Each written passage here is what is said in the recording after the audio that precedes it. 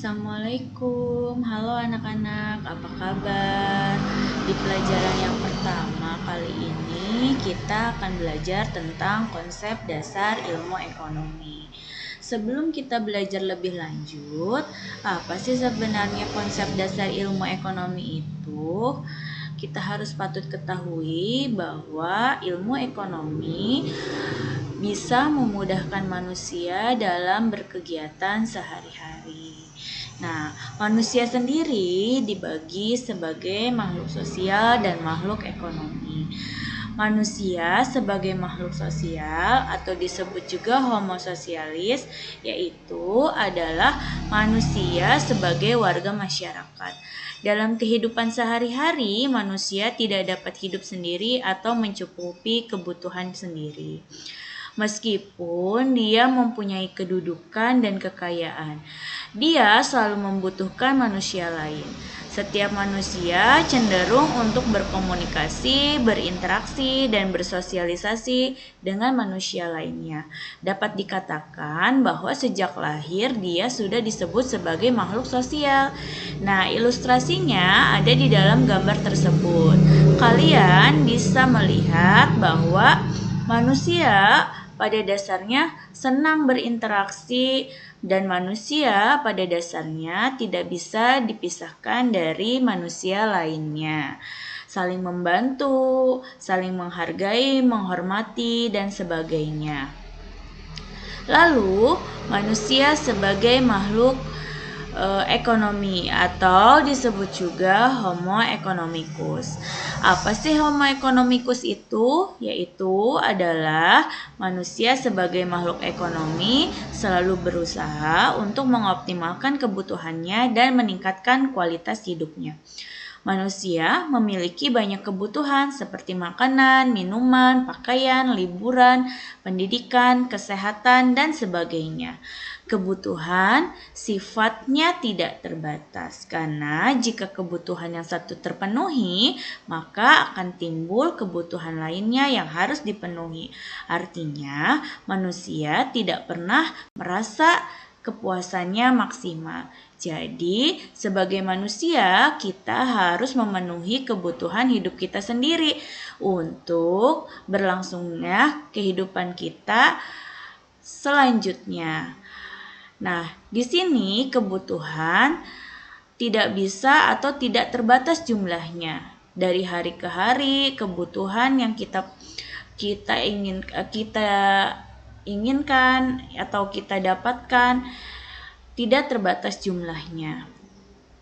Nah, lalu bagaimana menyeimbangkan peran manusia sebagai Homo sosialis dan Homo economicus? Nah, manusia memiliki hati nurani untuk peduli dan menghargai sesama, tolong-menolong dalam kebaikan dan berkomunikasi dengan lingkungan selain juga harus memenuhi kebutuhannya. Pemenuhan kebutuhan itu tidak terlepas dari bantuan orang lain. Nah, misalnya saat kita membutuhkan peralatan sekolah, kita tidak mungkin membuatnya terlebih dahulu. Kenapa? Karena akan memakan waktu yang sangat lama. Nah, kita dapat membelinya langsung di toko peralatan sekolah. Hal ini menunjukkan bahwa dalam pemenuhan kebutuhan terkadang kita tidak dapat melakukannya sendiri. Jadi, Homo sosialis dan Homo economicus itu tidak bisa dipisahkan satu persatunya. Nah, sekarang kita masuk ke dalam materi memahami makna ilmu ekonomi. Ilmu ekonomi sendiri, nah, di sini pertama kali dicetuskan oleh Xenophon. Ia lahir pada abad 430 sampai 355 sebelum Masehi. Nah, ekonomi sendiri berasal dari bahasa Yunani, yaitu oikonomia. Oikonomia terdiri dari dua kata, oikos yang artinya rumah tangga dan nomos yang artinya aturan. Nah, dalam arti sempit, ekonomi berupa aturan rumah tangga. Kalau secara luas, ekonomi berkaitan dengan kegiatan manusia dalam memenuhi kebutuhannya. Jadi tidak bisa dipisahkan manusia dengan kebutuhan.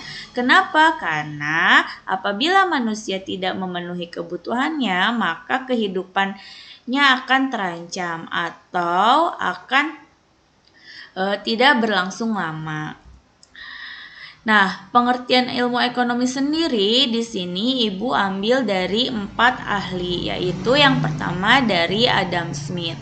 Ilmu ekonomi adalah ilmu yang mempelajari perilaku manusia dalam mengelola berbagai sumber daya terbatas atau tidak terbatas untuk mencapai tujuan tertentu dalam hidupnya.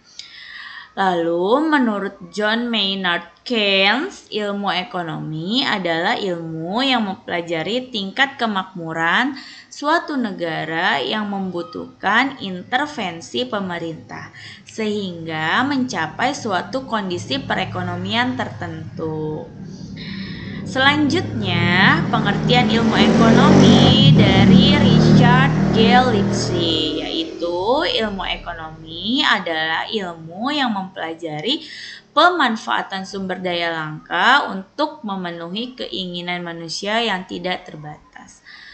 Dan selanjutnya dari dalam negeri, di sini menurut Muhammad Hatta, ilmu ekonomi adalah ilmu yang mempelajari proses-proses tercapainya kesejahteraan dan keadilan sosial dalam suatu masyarakat. Jadi, tidak bisa dipisahkan antara manusia, sumber daya alam, kesejahteraan, lalu kebutuhan, keinginan. Nah, itu yang akan kita pelajari dalam ilmu ekonomi. Nah, jadi pengertian ilmu ekonomi itu apa? Ilmu ekonomi adalah ilmu tentang usaha-usaha manusia dalam memenuhi kebutuhannya dengan memanfaatkan sumber daya yang ada. Selanjutnya ada pembagian ilmu ekonomi. Pembagian ilmu ekonomi dibagi ke dalam 3. Nah, yang pertama yaitu adalah ilmu ekonomi deskriptif, di mana ilmu ekonomi yang mendeskripsikan data-data dan menjelaskan berbagai fenomena dan kenyataan yang terjadi. Jadi, di setiap daerah, di setiap negara, nah ilmu ekonomi deskriptifnya bisa berbeda-beda tergantung pada kenyataan atau fenomena ekonomi yang ada di wilayah tersebut. Nah, memaparkan secara apa adanya tentang kehidupan ekonomi di suatu daerah atau negara pada masa tertentu berdasarkan data yang ada. Jadi, wilayah berbeda dan bisa saja tahun atau zaman yang berbeda. Contoh, perekonomian Indonesia pada tahun 1990 akan sangat berbeda dengan perekonomian Indonesia pada tahun 2000. Kenapa? Walaupun sama di satu wilayah, belum tentu keadaan ekonominya sama. Karena apa? Karena diamati di tahun yang berbeda. Atau contoh, keadaan perekonomian Indonesia pada tahun 2020 berbeda dengan keadaan perekonomian tetangganya Singapura pada tahun 2020. Walaupun sama tahunnya, tapi tempat atau wilayahnya berbeda.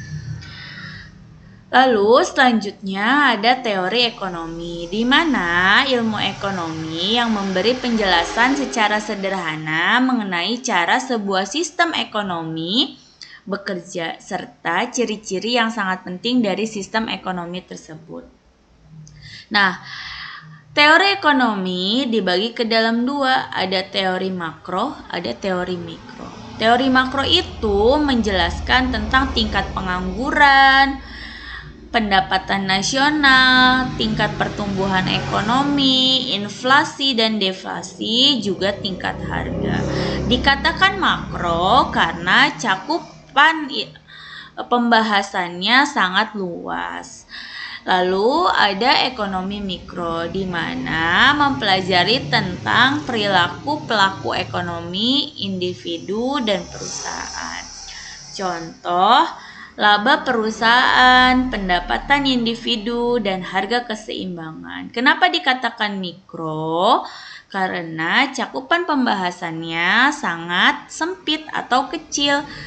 Nah, apa bedanya makro dan mikro? Contoh, apabila ekonomi mikro membahas tentang perusahaan, maka di ekonomi makro membahas tentang industri. Industri itu apa? Industri adalah kumpulan dari perusahaan-perusahaan, begitu. Lalu selanjutnya yang ketiga adalah ekonomi terapan. Nah, ekonomi terapan merupakan ilmu ekonomi yang menggunakan hasil kajian teori ekonomi untuk menjelaskan fakta-fakta yang dikumpulkan ekonomi deskriptif. Jadi, ekonomi terapan itu biasanya digunakan untuk kebijakan ekonomi secara tahunan agar lebih tepat dan efektif. Misalnya, ketika di ekonomi deskriptif dijelaskan keadaan perekonomian tahun 2020 mengalami A, B, C, dan D gitu. Lalu dipaparkan pada ilmu ekonomi teori. Setelah itu ditarik kesimpulan oleh ilmu ekonomi terapan sehingga bisa ditarik kesimpulan. Ilmu ekonomi terapan menggunakan pengukuran, analisis, statistik, dan ekonometrika untuk menetapkan kebijakan ekonomi yang akurat. Nah, lalu ada cabang ilmu ekonomi, di mana cabang-cabang ilmu ekonomi ini terdapat 8 cabang. Yang pertama ada ekonomi moneter. Lalu ada ekonomi publik, ekonomi industri, ekonomi internasional, ekonomi regional, ekonomi sumber daya alam, ekonomi sumber daya manusia, dan ekonomi syariah. Ekonomi moneter di mana membahas tentang uang, perbankan, lembaga keuangan. Lalu ekonomi publik di mana membahas tentang kebijakan perekonomian pemerintah. Selanjutnya, ekonomi industri membahas tentang interaksi berbagai perusahaan dalam industri. Ada ekonomi internasional di mana membahas tentang perekonomian antar negara. Lalu ada ekonomi regional di mana membahas tentang perkembangan ekonomi di suatu wilayah. Selanjutnya ada ekonomi sumber daya alam yang merupakan pembahasan dari alokasi sumber daya alam yang optimal secara ekonomi melalui eksternalitas positif dan negatif. Nah, ekonomi sumber daya manusia membahasnya tentang faktor produksi tenaga kerja seperti pengangguran, upah minimum, dan tingkat pendidikan calon tenaga kerja.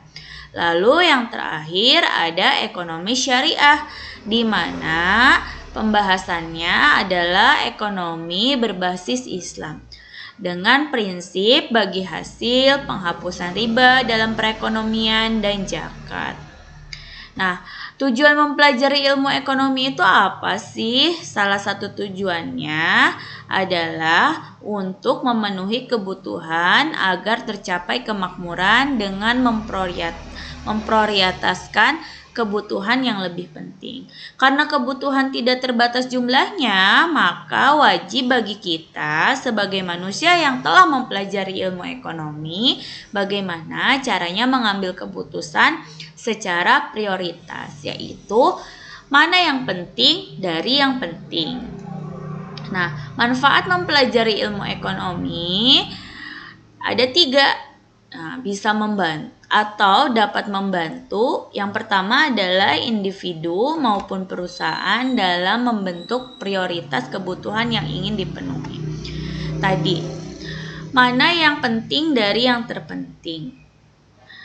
Lalu yang kedua, mempelajari perilaku manusia dalam memanfaatkan sumber daya untuk memenuhi kebutuhannya.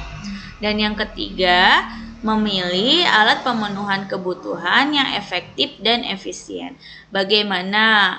Sampai sini di pembukaan pelajaran tentang konsep dasar ilmu ekonomi sudah jelas, sudah dimengerti, mudah-mudahan sudah dimengerti. Sampai jumpa di video yang selanjutnya ya.